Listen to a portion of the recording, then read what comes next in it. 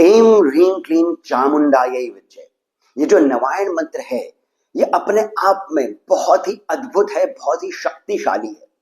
इसके बारे में आप सभी को पता ही होगा, पर इससे पहले कि हम 9 अंक जो है इसकी चर्चा करें, थोड़ा सा महत्व नवायण मंत्र का भी बता देना आवश्यक हो जाता है।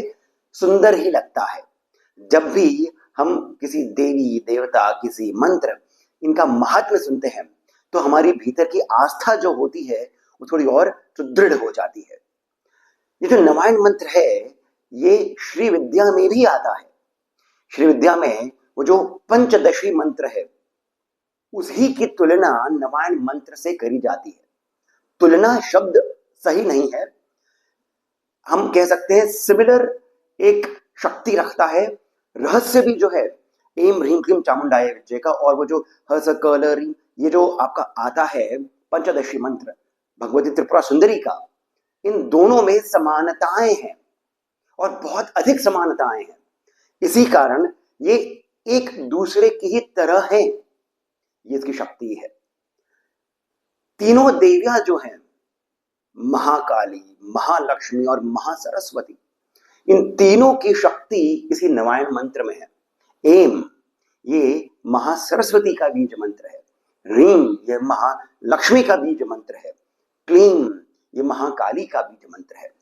तीनों की शक्ति समाहित है और यही भगवती दुर्गा का भी महामंत्र हो जाता है। दुर्गा सप्तशती से पहले भी हम इसका पाठ करते हैं और दुर्गा सप्तशती के बाद में भी इसका पाठ किया जाता है। कई व्यक्ति जो नवरात्रों में दुर्गा सप्तशती का पाठ नहीं कर पाते हैं, अपनी व्यस्तता के कारण, काम काज इत्यादि के कारण, उनको नवायण मंत्र तो कर ही लेना चाहिए, क्योंकि नवायण मंत्र में संपूर्ण दुर्गा सप्तशती का सार है।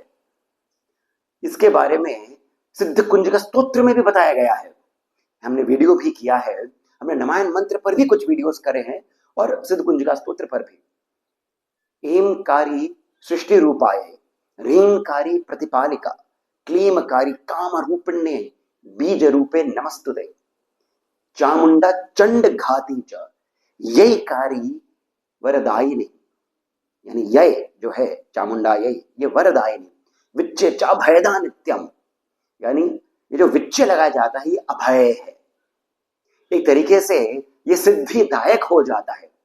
चामुंडा यय विच्चे, चामुंडा जो शब्द आता है इसका भी इसकी भी जो कथा है ये दुर्गा सप्तशती में है ही, पंचम अध्याय में है।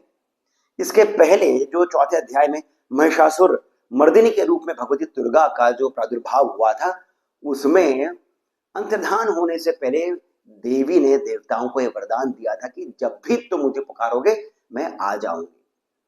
अपराजिता, जब शुंभ निशुंभ का आतंक बढ़ जाता है तब सभी देवता पहुंचते हैं हिमालय और वो भगवती की स्तुति करते हैं।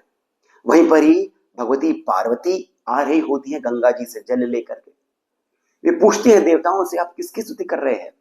तभी भगवती के शरीर से एक और शक्ति प्रकट होती है, वो चूंकि इनके शरीर कोश से प्रकट हुई होती है, उनका नाम हो जाता है कौशिकी। और तब भगवती पार्वती का जो शरीर है वो काला पड़ जाता है। तो गौरी और काली, इस प्रकार से ये दो शक्तियां, महाशक्तियों का प्रादुर्भाव हो जाता है। ये दोनों शक्तियां हिमालय पर ही कुछ समय व्यतीत करती हैं, शुंभ निशुंभ के पाप के घड़े को भरने का एक प्रकार से ये इंतजार कर रही होती है।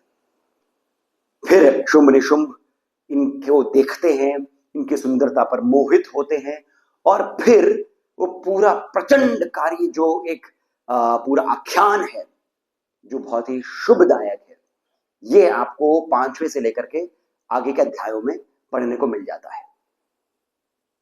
ये जो देवी हैं चामुंडा, इन्होंने चंडमुंड नामक जो 2 महादैत्य थे और उनकी असंख्य सेना थी, उनका अंत किया था, उनका वध किया था। और जब ये उन दोनों चंडमुंड के धड़ को लेकर के पहुंचती हैं भगवती के पास, तो वहां पर भगवती कहती हैं इन्हें कि हे कालिका, चूंकि आप ही ने चंडमुंड का वध किया है, आज से आप चामुंडा के नाम से जानी जाएंगी। तो इस प्रकार से ये एम ह्रीम क्लीम चामुंडायै विच्चे, इसका ये पूरा संपूर्ण एक रहस्य कथा आ जाती है। अब हम बात करते हैं इसको नवायण मंत्र क्यों कहते हैं। नव वर्ण ये इसका अर्थ होता है, यानी कि 9 वर्ण है इसमें। अब देखा जाए तो आपको चा मुन डा य, ये तो 4 ही आपको दिखते हैं, परंतु जब हम इसको स्वर और व्यंजन में इसकी विभक्ति कर देते हैं तो आपको च म ण ड य, ये 5 व्यंजन मिल जाते हैं, और फिर अ उ आ, इस प्रकार से आई करके ये 4 स्वर मिल जाते हैं आपको। तो ये 9 की संख्या यहां पर आ जाती है। जब आप बिना प्रणव के एम ह्रीम क्लीम चामुंडायै विच्चे, तो ये आपके 9 की संख्या यहां पर भी आ जाती है। अब रहस्य ये है कि भगवती जो है, भगवती दुर्गा, ये 9 अंक के साथ में इनका बहुत गहरा रहस्य है। नव दुर्गा आती है, गीता में नव द्वार बताए गए हैं भगवान श्री कृष्ण ने। श्री विद्या में भी नव आवरण आते हैं, यानी कि 9 पटल आते हैं श्री विद्या श्री यंत्र के। 9 महाविद्याएं भी आ जाती हैं संख्या में, अर्थात ये कि यूं तो 10 महाविद्याएं हैं, परंतु इनका जो अंक है, एक महाविद्या का जो अंक है वो होता है आरंभ 0 से। अर्थात ये कि काली जो है, ये इनकी संख्या आती है, इनका अंक जो आता है वो 0 आता है। फिर तारा 1 है, फिर 2, फिर 3, ऐसा करके कमला तक ये 9 पहुंचते हैं। कुल मिलाकर के 10 महाविद्याएं हैं, परंतु इनका भी अंक जो है वो 9 ही आता है। अब इतनी सारी बातें आ गई हैं, तो 9 ही क्यों? बहुत सुंदर सा रहस्य है कि चूंकि भगवती जो है, ये शिव को अपना बेस बना करके, शिव को अपना आधार बना करके संपूर्ण सृष्टि की रचना करती है। ये जो रचना का क्रम है ये चलता है 1 से 9 तक, यानी शक्ति जो आप समझ पाते हैं, देख पाते हैं, जो आप अनुभव में कर पाते हैं, वो 1 से 9 तक का ही है। यानी भगवती ललिता जो है, ललिता त्रिपुरा सुंदरी, उनका जो संपूर्ण खेल है, उनकी जो संपूर्ण लीला है, ये जो चराचर जगत है, संपूर्ण ब्रह्मांड है, वो जो आप देख सकते हैं और जो नहीं भी देख सकते हैं, परंतु वो जगत में है। ये सभी कुछ अर्थात त्रिदेव हो गए हैं, त्रिदेवों की शक्तियां हो गई हैं, देव गंधर्व किन्नर ये सभी हो गए हैं, दृश्य अदृश्य जगत हो गया है। ये सभी की उत्पत्ति जो है ये 1 से 9 तक की ही होती है। 9 को अभिनव गुप्त जो हैं, जो काश्मीर शैव सिद्धांत के प्रणेता रहे हैं, उन्होंने भी 9 अंक को पूर्ण अंक कहा है, पूर्ण संख्या।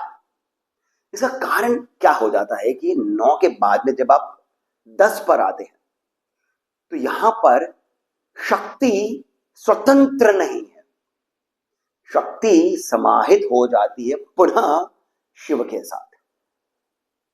शक्ति और शिव ये 10 को दर्शाते हैं, तो यहां पर शक्ति जो है ये समाहित हो जाती है शिव के साथ। इसी कारण दुर्गा पूजा में जब देवी की स्तुति 9 दिनों तक हो जाती है, दशहरा के दिन भगवती का विसर्जन हो जाता है, यानी वो जो शक्ति है वो समाहित हो गई है शिव के साथ। काली जो है, जो 0 है, ये प्रथम आप कह लीजिए वाइब्रेशन है, और यहीं से ही फिर सृष्टि का सृजनात्मक जो क्रम है वो आरंभ हो जाता है। परंतु 9 जब ये पूर्ण संख्या है, जहां पर शक्ति जो है ये स्वतंत्र है, इसके बाद में समाहित होकर के वो एकात्म हो जाती है शिव के साथ। तो ये जो पूरा रहस्य है ये नवायन मंत्र के अंदर समाहित है। उसी प्रकार से सिद्ध कुंज का स्तोत्र जो है ये भी इसी को दर्शाता है। तो अब जब हमें इसका रहस्य पता लग गया है, हम इसी पर ध्यान लगा करके, इसी पर हम विचार शून्य होकर के, विचार शून्य का अर्थ है इस पर आप ध्यान इस प्रकार से लगाएं कि आप इसी में समाहित हो जाएं और विचार शून्य हो जाएं। तो अब हम नवरात्रों में, किसी भी नवरात्र में, जो वर्ष में 4 नवरात्रे आते हैं या फिर होली हो गई है, दीपावली हो गई है, जब भी हमें देवी का स्तवन करना हो तो ये जो नवायन मंत्र है इस ही से आप देवी की स्तुति कर सकते हैं, उनकी अर्चना कर सकते हैं, देवी की कृपा प्राप्त कर सकते हैं। और जैसे मैंने कहा विजय जो है यही विजय ये सिद्धिदायक है, आपको समस्त प्रकार की सिद्धियां भी प्राप्त हो सकती हैं। धन धान्य समृद्धि ये सब आपको इस ही एक नवायन मंत्र से प्राप्त हो सकता है, परंतु आवश्यक ये है कि आपकी धारणा उस प्रकार से प्रबल हो। तो 9 का जो रहस्य है उसको अपने अंदर आप एकात्म करके धारणा बनाते हुए अब इस मंत्र का जब भी जाप करेंगे, मेरा पूर्ण विश्वास है आपको लाभ अवश्य ही प्राप्त होगा। इसके साथ मैं सिद्धार्थ आप सभी से जाने की अनुमति लेता हूं।